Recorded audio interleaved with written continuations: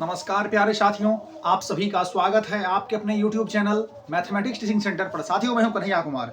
एक बार फिर से मित्र, मेरे पीछे जो आप क्वेश्चन देख रहे हैं ये भी आपको क्लास 10th के द्विघात समीकरण अर्थात एक्सरसाइज 4 का NCERT बुक्स के क्वाड्रेटिक इक्वेशन का शॉर्ट क्वेश्चन का सीरीज है। ढेर माथा लगाइएगा तो बोरा में चल जाइएगा, ठीक है। माइंड को स्थिर करिएगा। इस टाइप से क्वेश्चन आपको ऑब्जेक्टिव में पूछता है, ठीक है, और आपको शॉर्ट क्वेश्चन के भी सेट में पूछता है। आपको 30 में से जो कहता है आपको 15 बनाने, ठीक है।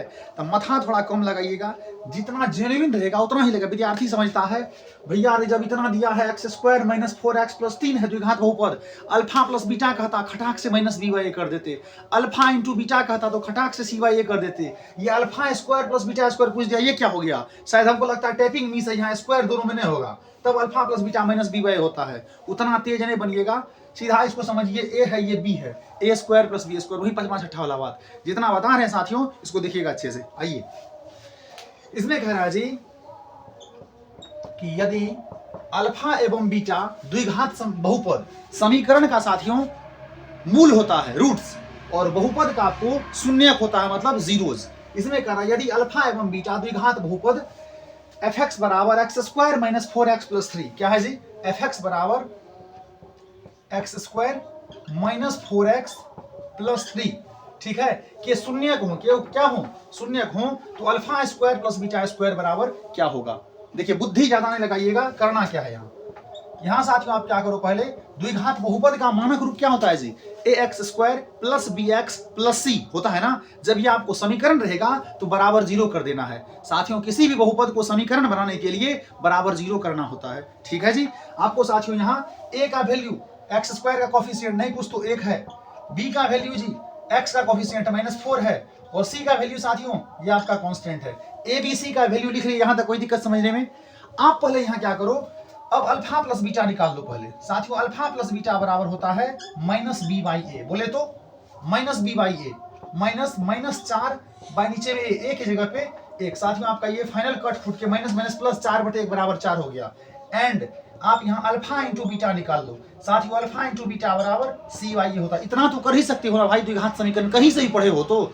अल्फा इंटू बीटा बराबर c/a कर लो साथियों। c आपका 3/a की जगह पे 1 आपका हो गया 3/1 बराबर 3। अल्फा प्लस बीटा बराबर 4 हो गया जी। अल्फा इंटू बीटा बराबर आपको 3 हो गया। ध्यान रखिएगा, कभी कभी ये पूछ देता है कि अल्फा प्लस बीटा बराबर -b/a, अल्फा इंटू बीटा बराबर c/a। यहां तक कोई दिक्कत नहीं ना। अब आइए यहाँ क्या मथा लगाना होता है। ये साथियों आपका है अल्फा स्क्वायर, ये है बीटा स्क्वायर। सीधा समझिए, आपका है a और ये है आपका b, तो क्या हो गया जी? a² + b²। मन ही मन मामला सेट करना है कि आपका अल्फा हो गया जी a और बीटा हो गया b। बताइए, alpha square plus beta square, यानी आपको यहां करना है a² + b², क्या होगा जी? a + b का होल स्क्वायर -2ab, बोले तो 2 अल्फा बीटा। बोलिए कहीं कोई दिक्कत?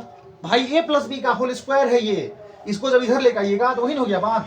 a² + b² प्लस में आपका 2ab, यही -2ab इधर आने के बाद +2ab, ये बराबर साथियों आपका a + b का होल स्क्वायर होता है। कोई दिक्कत नहीं ना। अब क्या करना आपको बताइए, अल्फा प्लस बीटा के वैल्यू आपने निकाल रखा है यहाँ 4 का स्क्वायर, यहाँ एक बार लिख लीजिए 4 का स्क्वायर -2 गुना, फिर साथियों आपका अल्फा इंटू बीटा आपने निकाल रखा है यहाँ कितना है जी? 3 है।